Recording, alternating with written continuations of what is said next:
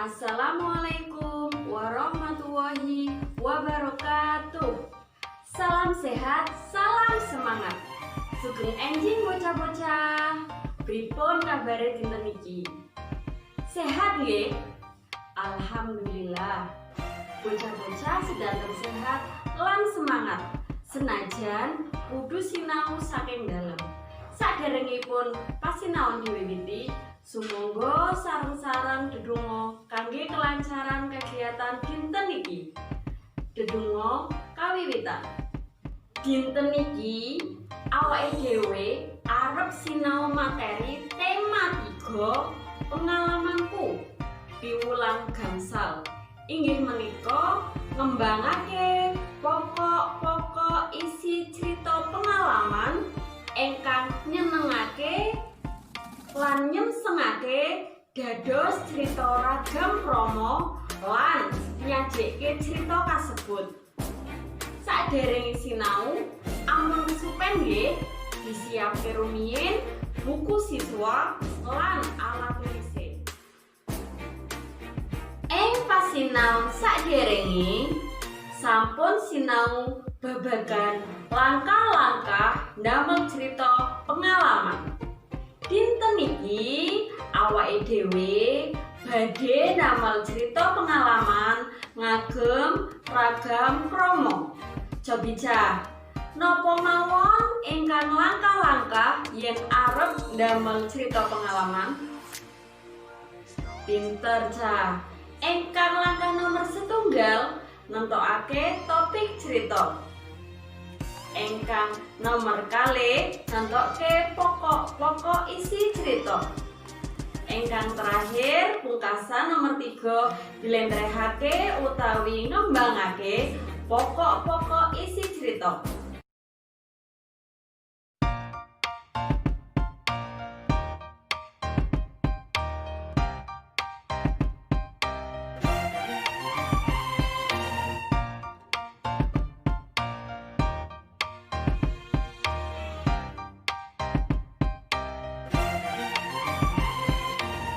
Niki Bu Guru lan bocah-bocah ndamel sareng rumiyin nggih kangge tulodo setunggal. Mangke bocah-bocah ndamel cerita pengalaman piyambak. Monggo cah, gatekno gambar niki.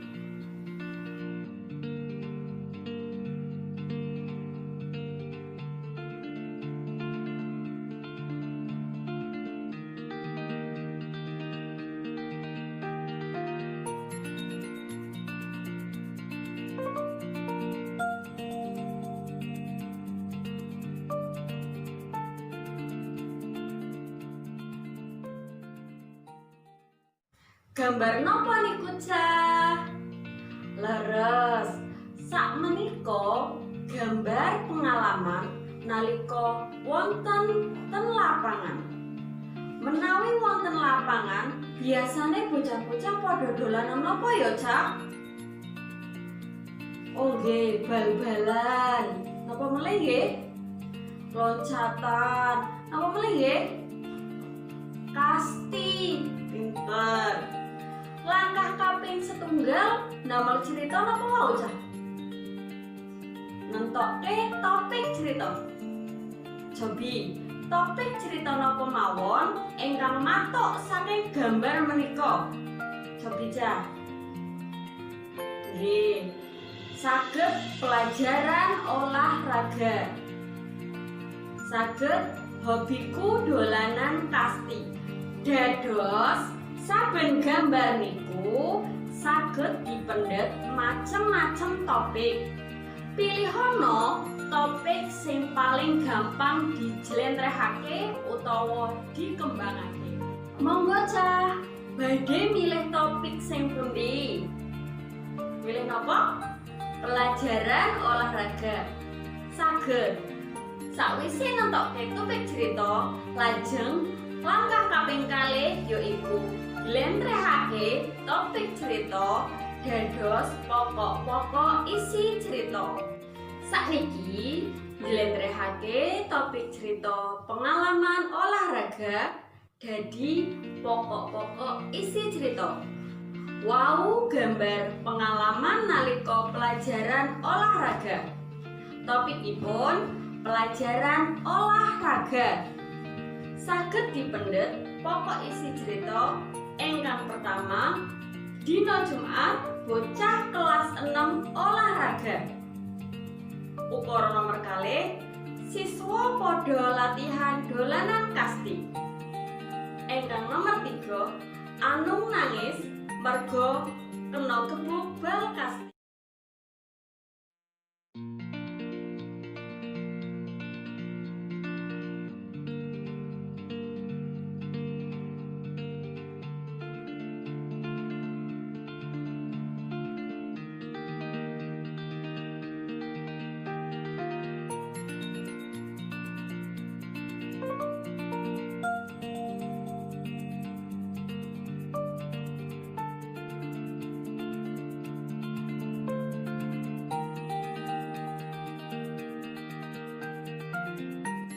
Nah, langkah paling akhir yaiku ngembangake utawi njlentrehake pokok-pokok isi cerita sing wis digawe mau. Gatekno tulodo njlentrehan pokok-pokok isi cerita pengalaman olahraga. Topik pelajaran olahraga. Pokok isi cerita dina Jumat siswa kelas 6 olahraga. Isine cerita kang dikembangake. Dina Jumat siswa kelas 6 olahraga. Guru ingkang ngajar pelajaran olahraga asmanipun Pak Ibadi Mustafa. Sakderenge mulai pelajaran olahraga, kita sedaya pemanasan rumiyin supados mboten cidra nalika olahraga. Nah, saking pokok isi dina Jumat kelas 6 olahraga saged dikembangake dados sekawan ukara nggih Cak. Ananging pramila bocah-bocah saged ngembangake dados luwih saking sekawan ukara niku luwih sae. Gatekno Cah, pokok pikiranipun wonten ten awal napa ten akhir paragraf nggih Cah? Wau wonten ten awal. Langsung mawon paragraf sesampunipun. Topik pelajaran olahraga. Pokok isi cerita siswa padha latihan dolanan kasti. Isine cerita kang dikembangake. Siswa padha latihan dolanan kasti. Siswa ingkang latihan dolanan kasti dibagi kalih kelompok, yaiku kelompok penjaga lan kelompok pemukul. Si pemukul tugase ngebuk bal ingkang dibalangake, banjur mlayu nglewati lawan, lan ampun kena bal balangan si penjaga. Kangge ngintokke poin, banjur si pemukul kudu balik ten papan awal si pemukul. Paragraf nomor kalih, pokok pikiranipun wonten ten awal napa ten akhir Cak? Nggih, sami ten awal paragraf. Langsung mawon paragraf sesampunipun. Pelajaran olahraga. Pokok isi cerita Anung nangis merga kena gebuk bal kasti. Isine cerita kang dikembangake. Anung sawekdal latihan dados kelompok si pemukul. Pas Anung dados pemukul, banjur mlayu golek papan ingkang aman. Anung kena gebuk kelompok si penjaga.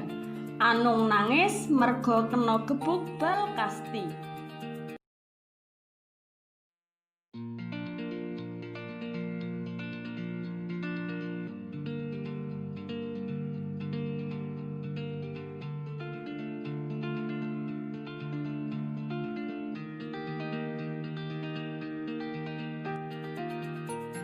Nah, gatekno Cah. Paragraf nomor terakhir, pokok pikiranipun wonten ten awal napa ten akhir? Akhir nggih. Dados ngembangake paragraf niku, pokok isi paragraf saged diseleke ten awal utawi ten akhir. Sesampunipun ngembangake per pokok pikiran, sakwise banjur karangan kasebut digabung dados setunggal. Alhamdulillah, kita sareng-sareng sampun cobi ndamel cerita pengalaman ingkang topikipun pelajaran olahraga. Sesampunipun bocah-bocah latihan namel cerita pengalaman, diwiwiti napa wau? Nentokake topik cerita. Nomor kalih nentokke pokok isi cerita. Ingkang terakhir banjur ngembangake pokok isi cerita.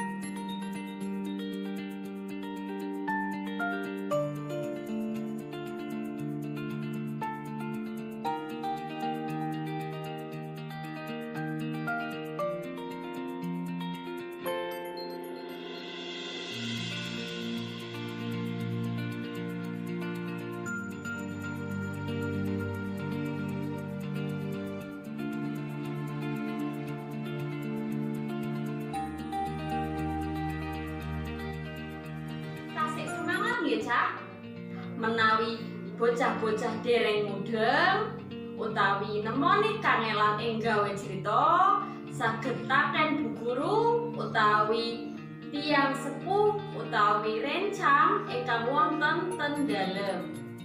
Tugas dinten iki cobi digatekno Cak. Pilihan salah sijine gambar iki. Wonten pinten? Wonten 3 gambar.